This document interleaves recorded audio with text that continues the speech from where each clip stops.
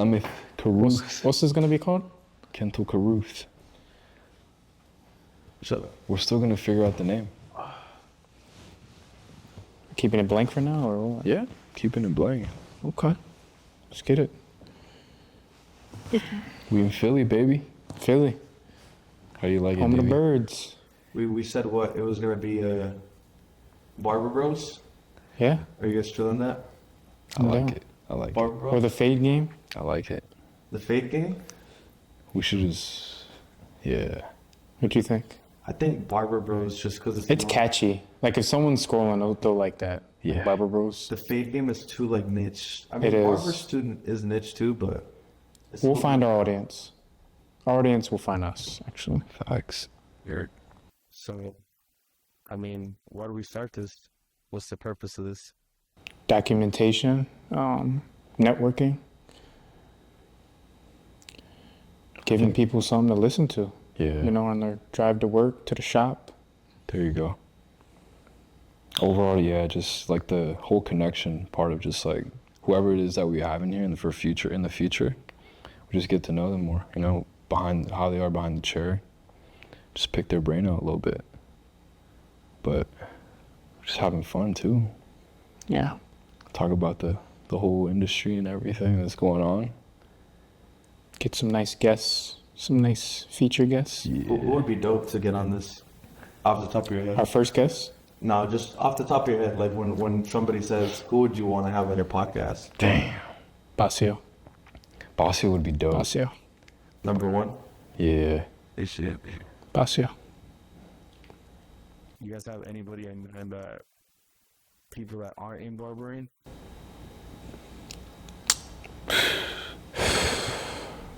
Like let's say like you know you're telling your friend, Yeah. I'm gonna have this guy on my in this Basio. Yeah. Like maybe they'll know him, right? Like, who would be dope? Guy Fieri. I don't know who that is. Guy Fieri? Who is that? He'd be dope. Who is Food that?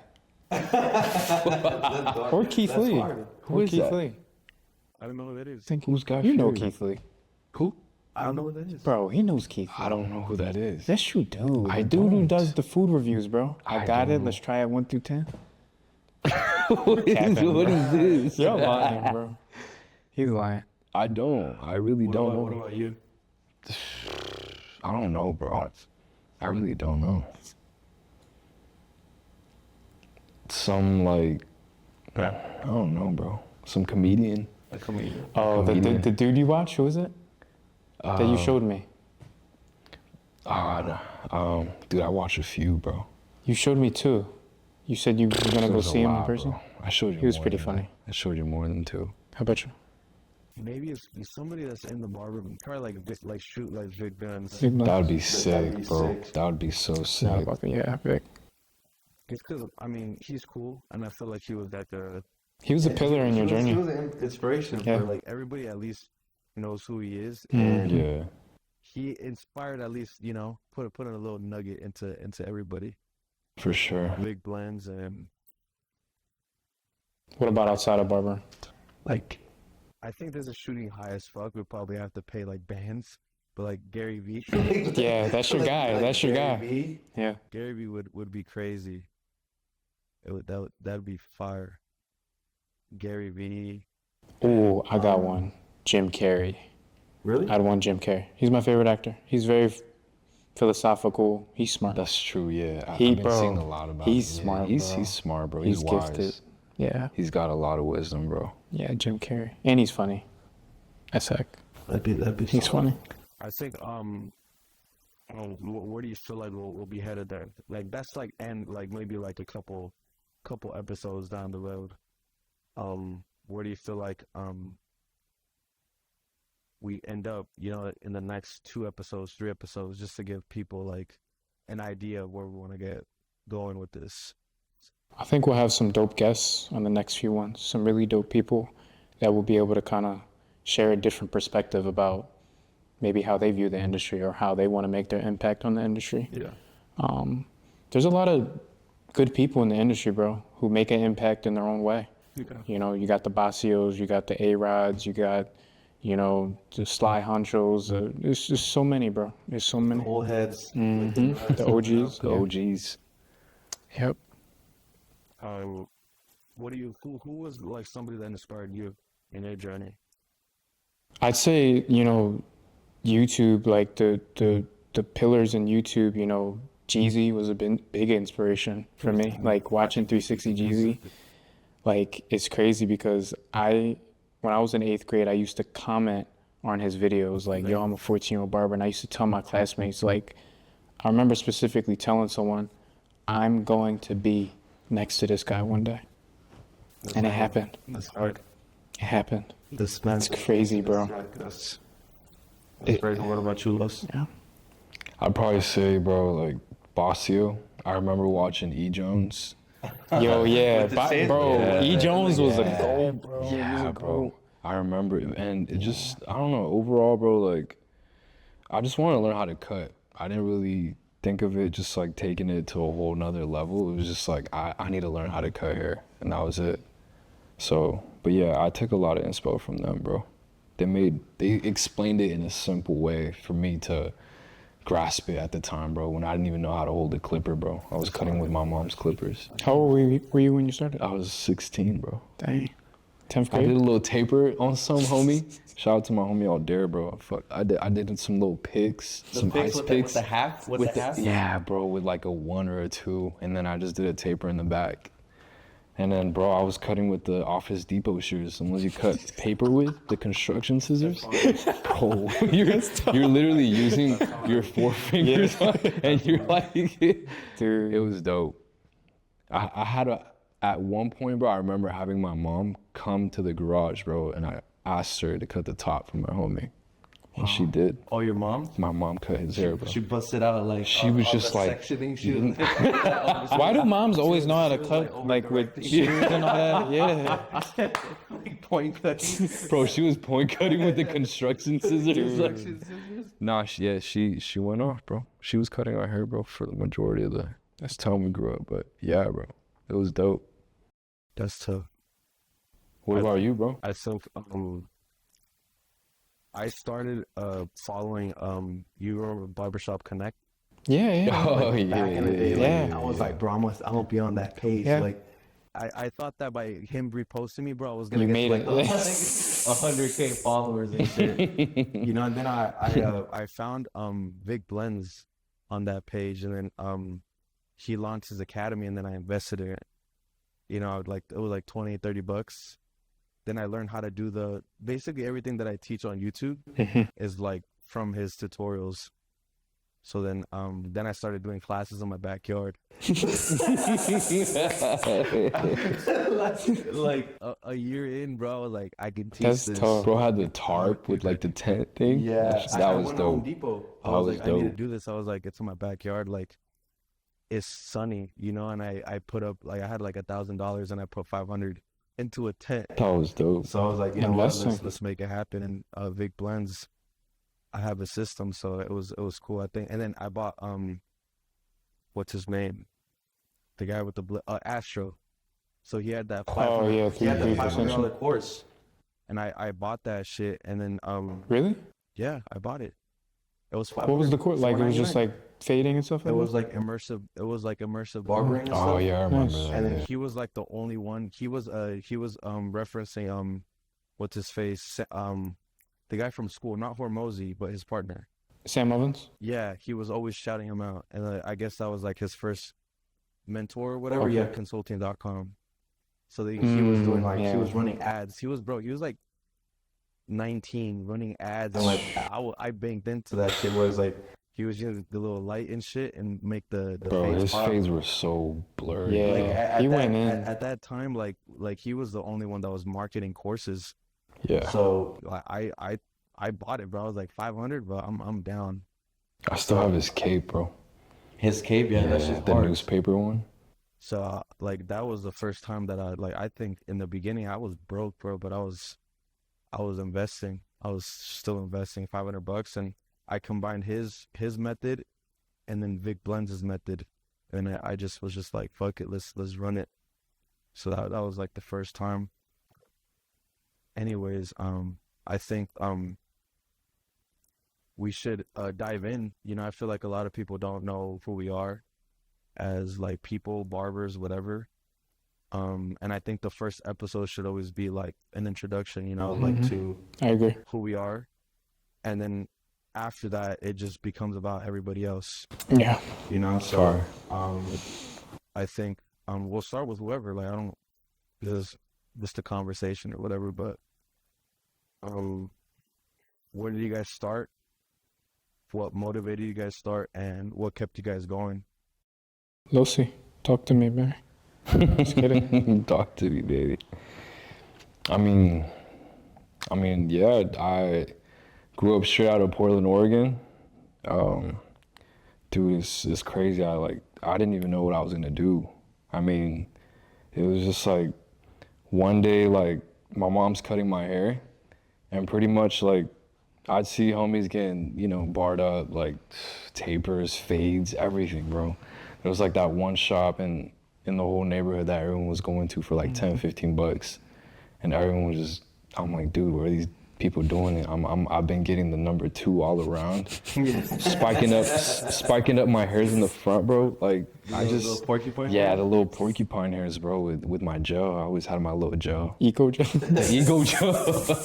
Nah, I'd bring it from Mexico, bro. I'd bring the thing from Mexico. I don't know if you ever, brand? it was called Extreme. Is it like clear and white? Yeah, bro, Is it's it clear and white. Yep. Damn, Bro, you'd get that thing for like 20 cents. It was dope. But yeah, bro, so long story short, I mean, I was like, I'm like, dude, I want to get, you know, I want to get those kind of haircuts, but we don't have the money for it, bro. So, and my mom didn't know how to do a fade. You know, it was just a 2 all around. I'd have some long ass hairs behind my ear. And that was it, bro. I had to get clowned, so I'm like, nah, I need a taper. I need a fade. I literally go on YouTube, bro, and the first YouTube video I see is Chris Bosio, step by step, like how to do a bald fade. And yeah, bro. And I still remember, bro, it was a taper fade that he did on some like dude that I don't know, like I don't remember, bro, but I was watching that video over and over. Next day, I'm like, yo, mom, like, I'm gonna show you how to do it. Like, I just saw it. I feel like you can do it. And bro, it was just that stressful moment of wanting to have my mom do it. And like, I was just like, bro, like, later on I realized how, you know, how kind of like, I don't know, I felt like it just wasn't it, bro. I was just trying to make my mom do a whole ass fade on me, bro. Like me explaining to her in Spanish, like, and you like, get mad at her. and I'd probably. get mad, bro. And yeah, I was getting so mad at her, bro. Like I was getting frustrated. And I'm like, dude, I have like a big line, bro. If only I would have traveled from now till then, like, yo, use your thinning shit. It would have been dope. But nah, bro. And it was just me, like, I kept trying to teach her how to do it. Like, yo, mimic the video, watch the video, look. Nah, bro. And eventually, like, I was just like, I'd keep watching videos. Next thing you know, I'm watching a bald fade. I'm watching 360 Jeezy. I'm going into E. Jones. Like, I'm going everywhere, bro. And I'm like, yo, like, I feel like I can do this. Like, I feel like I can replicate the whole movement, everything. One time I did go to that shop that everyone was going to, and then it was just like, I literally saw a dude use everything, the lever, and I'm like, yo, like, I remember seeing that in the video. I'm like, you know what? We have a machine at home, I'm just gonna fucking go for it. Like, I told homie, yo, come through, like, let me chop you up. Long story short, bro, after 3 hours, the fade came out. It didn't look that bad. Like, it really didn't look that bad, bro. And First cut? Yeah, first cut, and I wish I would have, like, recorded it, bro. It would have been dope. But straight out of my garage, I mean, I've never moved from there.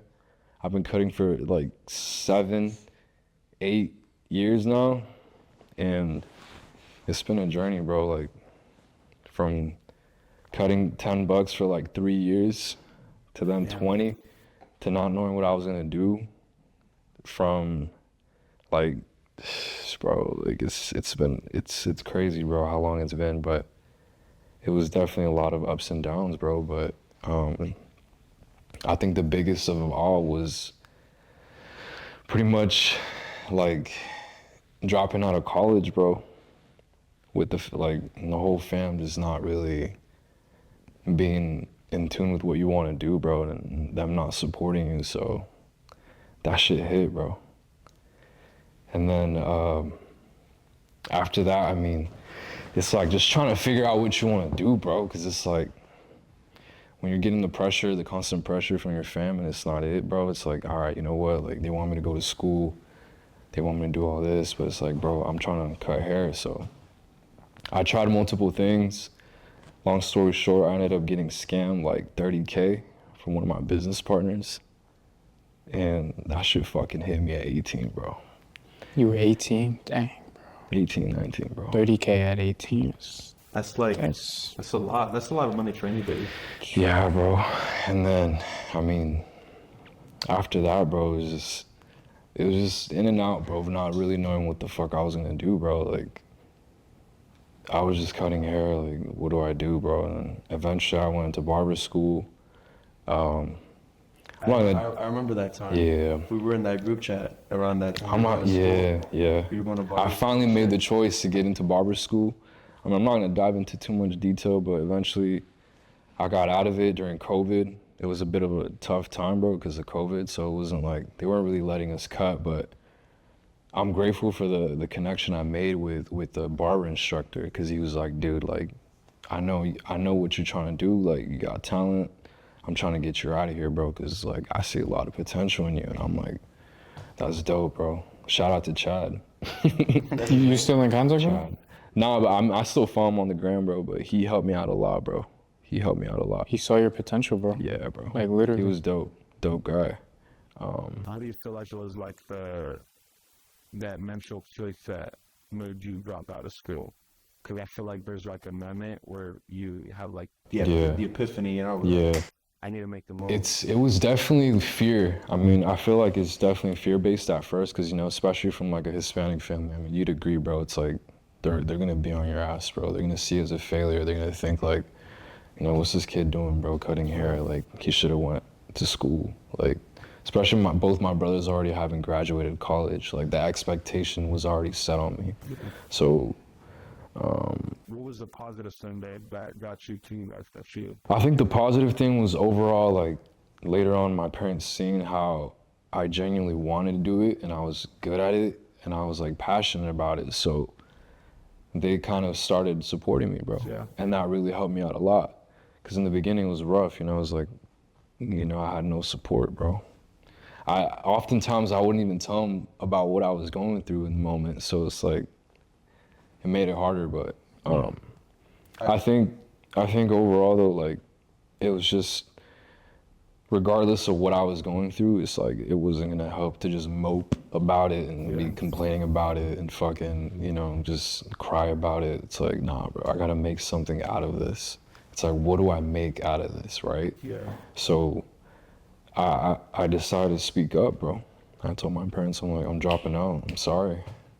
I'm gonna go to school. I have a vision. And I did it, bro. How did they react? Bro. I mean, there's a lot of shit talking, bro. It's like, as long as you're going to school, I think my mom was the one that kind of understood me the most. She was like, as long as you're able to go to school, I don't mind it. So, you know, as long as there was some form of schooling, Yeah. right? So it's like, Education, all right, like, education, go to school, yeah. Exactly. He's in school, but he's in barbering school, he's in hair school. So that kind of helped a little bit, but nah, bro, like, I'm really supportive of everyone that through that whole journey, bro, like, stuck with me. I even cut a lot of the same people to this day at $100, $150. So That's rare, because a lot of people will leave. I think with the Hispanic parents, that yeah, You just need a grind. Like, you Exactly. can't talk. exactly. And like, You just have to do it. have to You do can't, you can't really like, there's no way about communicating it with like with them. It's hard because at times too, they can't communicate with you. They haven't really learned to communicate as much, bro. There's the whole machismo shit and all that stuff. And it makes it difficult. But I think it's just about doing it, bro. Just growing a pair of balls and doing it and showing them and being like, hey, look, like, I want you to trust that I'm gonna do something. It might not be at your timing, but I'm gonna get it done. yeah. So I want you to trust in my ability that I can do it, and it's happening, bro. It's going good. That's hard. But I mean, other than that, throughout that whole journey, breakups, all that stuff, losing friends, like I could list a bunch of shit, but it's like at the end of the day, it doesn't matter, bro. It's what we make out of it. So, but it's been a journey, bro. 8+ years. How old are you now? 7? 25? Yeah, 25. 25. Yeah, it's been like 7 years Go. actually. But I'm I like still. to like Even, bro, when I saw your work, I told you, remember when I walked up to you Yeah. in 2019, I was like, bro, your shit's hard. With South Bay. with 18. South Bay. It was Yeah. hard. Like I walked up, I was like, I would see your cuts. I was like, bro, your shit's kind of different. You know, I was always like, you're hard, bro. You're gonna be one of the best barbers in the game. So I always saw that, and I was like, dude, like this fool's gonna make it. He just needs to like, you know, get that little push. You know, Yeah. like not be that as distracted or like. It's hard, bro. Fall With off, the you know? It's hard with the self-doubt, bro. It's just like, especially when a lot of people don't really like, you don't have that support system. It can be Yeah. hard, bro. It's like that mental model you build for yourself, and it's like, it's hard to get out of it, bro. That mindset. And I mean, shit. I'm learning from a lot of people, bro. Especially you guys too. Appreciate you, King. Yes, sir. Good about you, bro. Um, Cause you're younger than us. I feel Yeah. I'm the baby. I think everyone thinks I'm like your age. Like 29. Yeah. I could see the 21, 22 in you though. Yeah. I could see it. You know, I If you mean, shaved your mustache, maybe. bit. Yeah, maybe. I could see. You're 18 to me. but yeah, I'm 21, about to be 22. So what's like your where'd you grow up? Age. From the trenches, baby. I'm from Philly. Like the Meek Mill of barbering. Yeah, I'm from Philly. I grew up in the barbershop, in the black barbershop with my pop every week. Like every single week. Get it? Your dad will get cleaned up Every week. It That's was fine. standard, bro. Every week. And he would bring me with him. And I'd get, you know, a shape up one week, haircut next week. That was our routine, bro. And me and my pop, we really bonded through that, bro. Like, that's where I really saw the barbershop culture. It was a Muslim barbershop. Shout out Taha. That's sick. That's actually the first shop I started so working at. He looked out and he didn't even charge me rent, bro. Like, I was just cutting there. Yo. I owe him some money. I owe him, bro. I was I'ma about pay to him say, back. bro. I was about to say. Yeah, bro. Yeah. Oh shit. But yeah, like I grew up in the shop, and you know, around 11, started getting obsessed with my hair. I wanted to grow waves in my hair. Everyone told me I couldn't get waves, so I got waves. Then I was like, man, I just want to be a barber. Like, I don't know, something clicked, bro. Like, I was 11. I want to be a barber. So I started telling my friends, like, I'm going to be a barber, watch. And everyone was like, why a barber? Because at the time, bro, haircuts were 10, 15. Yeah. That was 10 years ago, like 2015. It's like an undervalued career, bro. 2015, yeah, That's exactly. that's when like barbering was like Almost started shifting. 'Cause That's when enhancements started coming around. That's when like Drake was getting like the tapers, Yeah, like the low yeah. tapers and shit, and like The little line. the line, Yep. the designs, Yep. the two dashes, The and two shit. lines, yeah. Yep, that's when barber Yeah. was It started like shifting. $20 haircuts for 20, sure. yeah. That was like Yeah. the standard, $20 Yeah. bucks. Go to a barbershop. Yeah. So yeah, But what like at a young age, like how did that like spark up? Because at a young age, you want to do everything. Right? Yeah. Like, what do you think it was that like planted that seed where you're like, I'm gonna do it? I think just seeing the impact my barber had on people, like seeing how, like, I just admired him because he was skilled. Like, he could just make the hairline so sharp. Like, it's an admirable craft. Yeah. Because like when you've been to bad barbers, it's like, yo, this dude can't cut. But when you see a good barber, it's like, I respect him. Like, he's a master at his craft. Same way you see a good chef and you're watching them cook. It's like, yo, this dude loves what he does and he's doing it well. So that really was the flip, or the switch that flipped. And I asked my mom, like, can you lend me $20 to get a pair of Conairs? I don't know how much they were, but she lent me Was it the color grading ones? The colorful ones that I've used them. red. They were red and They silver. were red. Red and So I silver. think I might have had the same ones. Was it the ones with the little vacuum on it? It collected Nah, hair? no vacuum. Bro, They it's had really no dope. adjustable. No. It did. It had a lever. Oh yeah. It had a lever. No, I meant like you couldn't zero gap it. Nah, you can zero You gap had the this one. setup then. Yeah, I just had one clipper, bro. One clipper. My pop gave me some of his old trimmers because you know black men, they shave their face. They Yeah. can't use like a razor typically. So yeah, you know, I grew up. I'm one of Jehovah's Witnesses, so like the whole college thing was never pushed on me. Like we don't push Oh man. college and Yeah, I like didn't further know that. education. Yeah. So college was never like a pressure point, just from like my teachers and stuff Yeah. in middle school, high school. So coming up, like I knew I wasn't gonna go to college. Like I knew I wasn't gonna go. So That's hard. I knew I wasn't gonna go. But yeah, you know, I ended up doing an apprenticeship. So you were 12. You picked up the clippers. You did what? Your first cut. What was your first cut like? A freaking baldy mohawk, bro, on my cousins. Oh, Like I just shaved their sides. I didn't know how to hold the clipper. My mom ended up coming in just like Los and fixing it for me. I didn't know how to hold clippers, bro. I was 12 years old. Like I was like holding them like trimmers, bro. Trying to like, and it wasn't cut, and I'm like, dang, should I even be doing this? But I was a kid, bro. It was my cousins, bro. I was a baby, bro. I was That's great. 12. So yeah, I was cutting on and off till I was 14, and that's when I really started taking it serious. 14. 14 years old. Freshman year? Yeah, Sheesh. a little bit before. Yeah, like the summer of freshman year. That's when I started my YouTube channel, bro. Yeah, 14. That's legendary, bro. That takes years. Because when you're 14, bro, you care about what everybody thinks. Everybody. There are a lot of distractions, I feel like, too, Yeah. at a young age. At 14, I was playing Call of Duty. Yeah. I don't That's even- it. That's yeah, all I I don't was even know doing, what I playing was doing. sports. Explain what. Yeah, bro. I was lost, bro. I didn't know 14 years old, yeah. That's crazy. That's bro. crazy. Took my mom's iPad, I propped it up in my room and What was just, the first video? the one that's up. It was just me cutting my cousin. Oh, really? Yeah, It's still up on your channel? still up on my channel. That's fine. That's hard. My original channel was called Kenneth Caruth. Oh, just Yeah, just like it was David called Kenneth Escamilla. Caruth. Yeah, and then I changed it. That's hard. Then I changed it, yeah. How many views does that video have? Not that much. I don't know how much it's at right now, but nothing crazy. Like 2,000. Probably a little bit more. Like definitely in a 10? 10K? yeah, That's maybe, hard. That's hard. maybe. That's hard for That's a first fire, video. bro. Because you know a lot of people go back to the first one, then it garners up views. Yeah. They're like, oh, it's the first vid. Yeah. How'd you get serious about it though? Like you're 14. What happened between 14 and 21? You know, the whole college thing was pushed by my teachers, so I kind of knew what I wanted to do. So whenever they would ask me, oh, what college you gonna apply to? I'm gonna be a barber.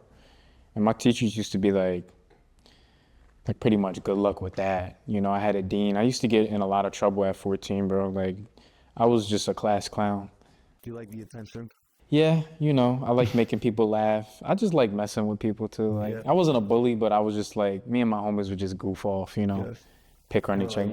Exactly, exactly like how me and Los did. So yeah, I just decided to take it serious. You know, my YouTube channel was kind of garnering up views. And I ended up doing an apprenticeship when I was 17. 17. Yeah. You didn't have any moments where you stopped doing YouTuber cutting between 13 and 17? Yeah, because due to me being, you know, dumb, getting in trouble at school, grades, getting suspended, my parents would just be like, yeah, no cutting. Because they knew that was what I liked to do. I played games and all that, but that wasn't really what I loved. Yeah. They knew the pressure point, you know, to get me to straighten up, and I eventually did. So, got the apprenticeship at 17. I think Was that 1,500 hours? You like I don't know. I'm about to call skateboard right now. Bro.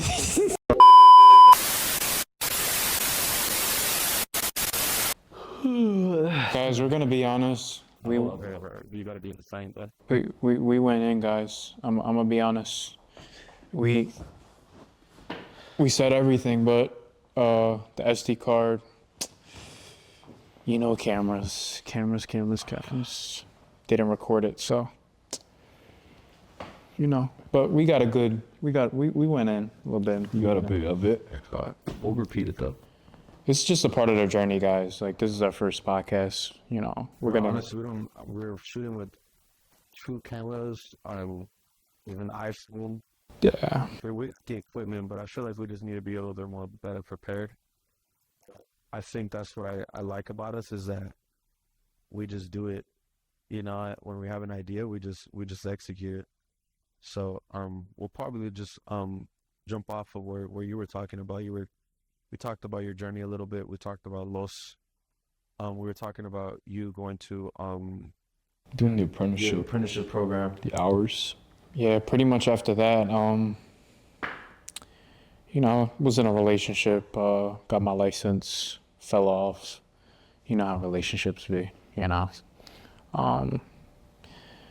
Eventually just locked in, and I think one thing we didn't talk about when we reached out was kind of like your transition, right, from like being heartbroken and stuff like that. Like, since we didn't talk about it on the other one, I feel like you should go in because it'll be something new. I just think, like, with me, it was just, it's not even that I was heartbroken. I was hurt. It was just disappointment. Like, when you think somebody is a certain way and they turn out to just be something so different, it hurts, man.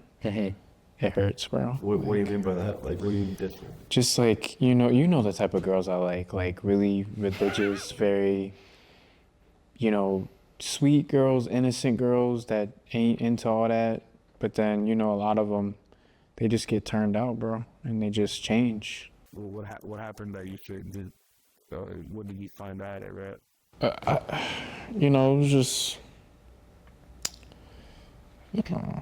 I should go in. Go in. You know, I was in a relationship. You know, we ended how we ended. We ended on good terms. You know, we weren't gonna see other people, but you know, things happen.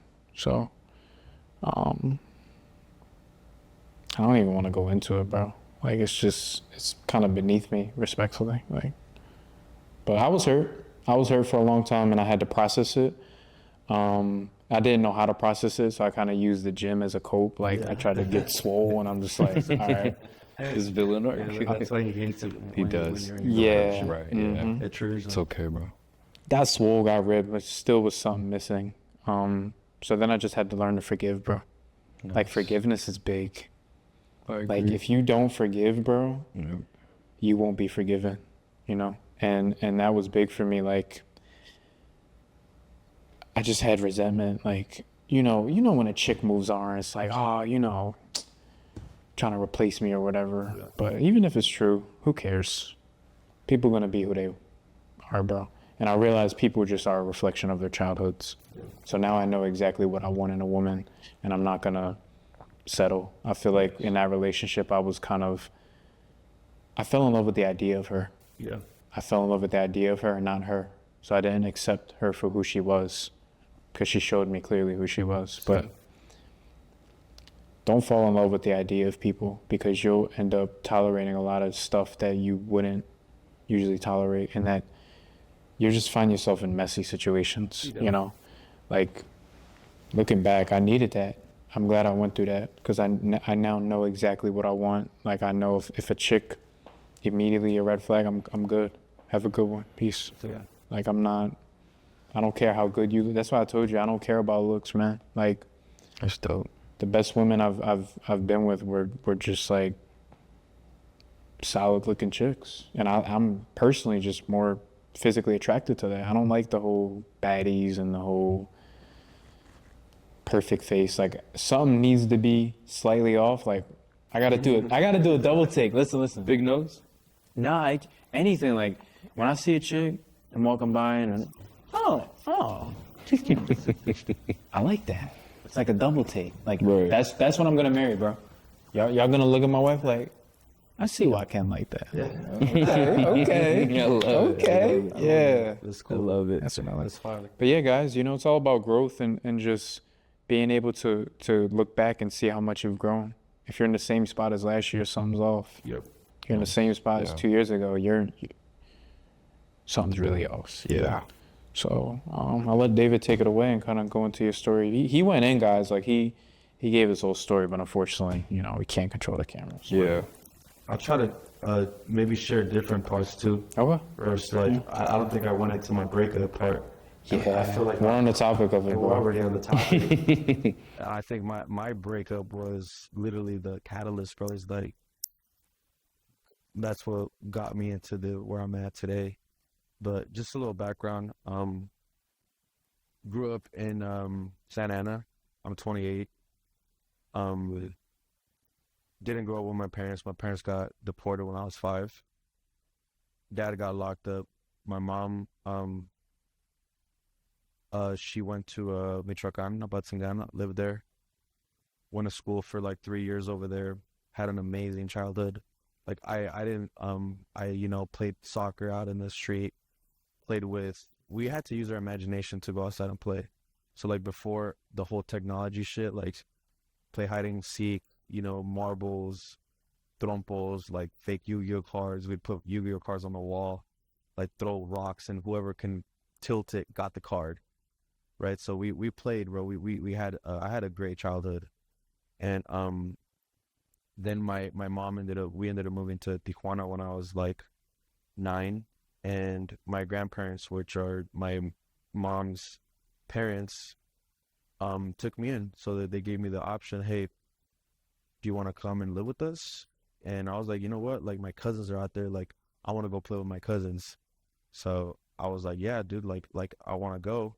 And my grandpa always treated me like an adult. I don't think he knew I was a kid, but he always like treated me like, make a decision, like you're a grown guy. And he would always tell me like serious stuff, like, oh, your parents are doing this or they're doing that, and this is why this is happening. So I don't think he ever beat around the bush. So he was very blunt and very honest with me, which I think it allowed me to like grow up pretty quick. And I started seeing things like, oh shit, like this is actually happening. So I feel That's like deep. I matured quick. Yeah. But I was maturing quick in my head, but obviously like I was still a kid. Do you think would you have preferred your grandpa to be blunt like that, or? Yeah, like 100%. Because now, like, when I talk to kids, like I'm a kid at heart, but I always try to be real. Where like I think authenticity and being real with just even kids, like it'll benefit them. Like you don't have to tell them everything, but hey, dude, don't lie to them, because kids know. Yeah. Kids know when you lie. They'll see it too by example. Yeah. So I think I'm very grateful for that. He never beat around the bush. My grandma did a little bit more, but my grandpa would always come in and be like, no, this is how things are. Like, we're poor. Like, he wouldn't be like, oh no, like Things are tough. Things are okay. Like we're fucking poor. Bro, you came in and just said it. Yeah. he would just say stuff like that, which was cool. But now, like, my grandparents gave me the choice. They're like, hey, do you want to come? We'll take care of you, but you have to go to school and you have to excel. So I always made it a thing to excel in school. So went through all of that. Always got good grades. Then during high school, that's when I actually picked up the clippers for the first time, because, as I mentioned before to you guys, I had a barber. His name was C's, and every Thursday, me and my homie John, shout out to John, we would go and get haircuts, and he'd had a line outside of the door, for hours. And by the grace of God, bro, like he gave me the opportunity to watch him, and that was my YouTube. Like I got to shadow him, but I didn't even, in my head, like I was never like, I want to be a barber. Yeah. I was just like, what step is that? Like, what's happening right here? And I was never like, I'm trying to be a barber. it was just like I just locked in, and I didn't have a It phone. was fascinating. It was Yeah. cool. Like I was like, dude, I can do this. Mm. When he was doing that, I was like, oh shit, that looks pretty cool, right? But it wasn't until like later on that I started using that like to my advantage, because going back to the breakup, um I was dating some chick for like, I'd like to say like a year and a half. She was my first girlfriend. So basically like I was in a relationship for that. My first, you fall in love, like Yeah. your first love is like you feel like you're gonna be with them forever. Yeah. So it's like I always had that modeling where my mom was with my dad for forever. My grandma was with my grandpa for forever. So that's kind of like what I saw, but like my grandparents were toxic. Mhm. So despite the fact that I wanted to be with somebody, that was normal to me, where I was like, this person is it's gonna stick to that person through thick and thin, right? But then that's how I saw my relationship, because she had her own trauma and her own things that she had going on.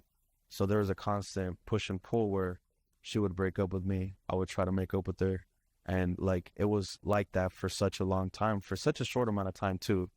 So like you could imagine like going through one breakup, but then experiencing multiple breakups within one breakup is like, oh shit, like you go 2 weeks without talking and you feel like you're not going to see them again, but then they reach out again, and then you're like, oh shit, like that dopamine. Dopamine. It's a drug for sure. It's a Like basic drug. level of drug. So I got in that habit of always constantly wanting to rebuild that, and like now, like thinking back, like it was exactly how my childhood was, where I would go and see my parents for a little bit, visit them, and then leave. So that was normal to me. So I was like, oh, you know what? This is fine. This is how things are supposed to be. So when I got into that relationship, it was the same thing. So it's like we go to and we attract what's familiar. So what's familiar was not healthy for me. So once I was doing that back and forth, I got to a certain point where I was like, I can't do this anymore. I was exhausted, and I just stopped reaching out, because I was always the one that was going to like fix things. And there was never infidelity or anything in between. Like now I understood why she was doing that, because that's what her parents would do too.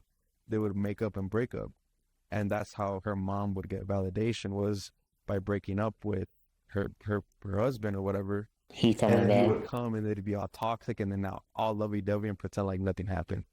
And she saw that, and she had a lot of insecurities within herself, and she had a lot of betrayal. And she would do that to me because she felt like I would go and try to save her, and I wanted to save her during that time. So once I stopped that, like I just stopped reaching out, and then I saw her one time at the gym. How many months was this This after? was like 2 weeks after, bro. Like after, wow. but I was like, you know what? It was Like that was the last. That was the last straw. I was like, I'd like to say, just to give some context, I was I think 21. Okay. I think like 21. And I was going to school. I had 2 part-time jobs, and I was a math tutor and I was working ballet. So I was with one of my best friends, Ed. I was in his car and we were just chopping it up, and she had my locations, and then she was like, "You're not inside your house." She's like, "What are you doing outside?" Like she had major trust issues because her ex had cheated on her with her best friend. So it's like that's like. Then I had to deal with all of that because I came in the picture. Like a month after. So I was her rebound, and she Yeah, I was about to I say. was her rebound for sure.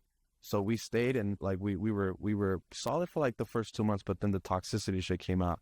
Then They get again, obsessed with the rebound. 100%. They get obsessed with that It was a rebound. year and a half. Bro, doing that, then after that one time, I was like, I can't take it anymore. I'm not gonna do this shit. Like I'm not gonna be in this anymore. And I was like, I'm just gonna stop. So 2 weeks passed, and it was like, bro, it was hard.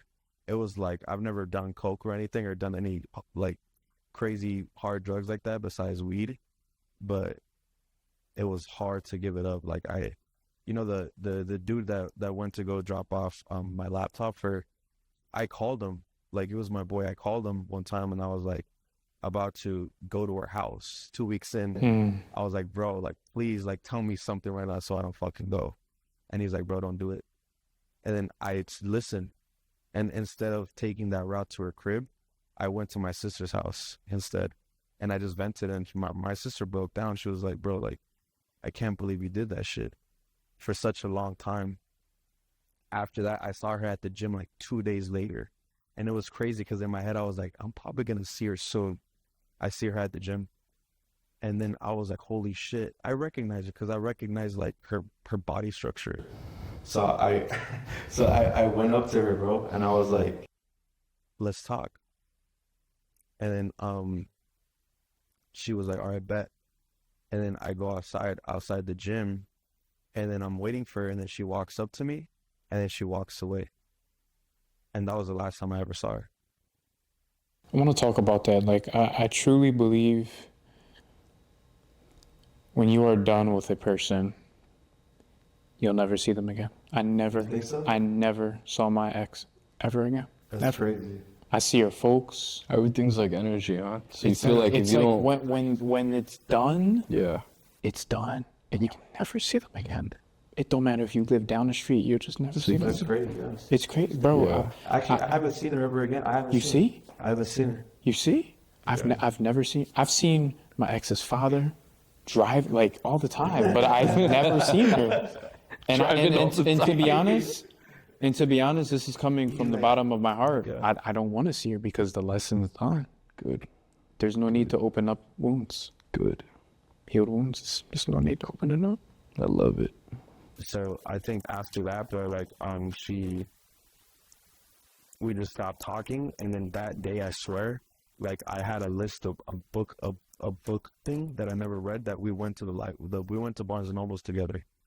And we had a big ass thing. And that day I started doing push-ups, bro, and I started running. I went back to the gym. I was like, bro, I'm never gonna let anybody do this shit to me ever again. And then I started reading, like, the first book was The Subtle Art of Not Giving a Fuck, and it talks about toxic relationships in that book. And after I read like a short chapter of that book, like, I was like, I need to keep reading. Like, I need to keep reading because this is alleviating like my doubtfulness, and like my unawareness was giving me anxiety. So I felt like the cure to my anxiety was knowing about my anxiety and knowing about my problems. And once I had like a solution, I had a little bit more control of what I can do. So after that, I got addicted, bro. I got addicted to reading books. And I was still working, bro. I was still working both my part-time jobs, and I started reading this book called Crush It by Gary Vee. And by like energy, like we're talking about, like, I was just attracting different energy because I was just vibrating differently. And then one of my good friends to this day, shout out to Johnny, like, I would never have became an entrepreneur if it wasn't for him. He gave me all the game. I did a house call for him before he went to the Philippines, and I was just cutting hair just for the fuck of it. Gave me the game on how to start an Amazon FBA store. And because I was reading Crush It, and I was reading all these other books that I just had a bunch of I was like, dude, you know what? Like, I'm going to do Amazon FBA, but I'm going to use barbering as a way to fund that idea. 2 weeks go by, and I was like, bro, I like barbering. Like, barbering has always been there for me. Self-cuts, like, whenever I needed gas money, like, it was always there. But now I started reading those books, so I was like, you know what? Like, Gary Vee talks about this shit. Like, why am I going to care about what my parents think? Why am I going to care about what my grandpa? They don't know who I am. They don't know what I want. And at some point, they're going to love me regardless. I'm going to hate them if I keep doing what they want to do for me. So I was like, you know what? I'm going to go all in onto this. I broke down my bed frame, and I didn't have money because I ended up doing bad in college. So I had to pay for all my classes. I was working 2 jobs, and I never asked for help. I never asked. My parents didn't have money to support me, and my grandparents, I just never liked to ask them for stuff. I was like a burden already. So I was like, you know what? Like, I'm gonna do this. Like, and around that time, like, I already had never talked to my ex again, but then I got into another relationship like 2 months later as a rebound. So it was a rebound for sure, and that's a story for another day. But the good thing was that she actually was really supportive. So I had support through like the lowest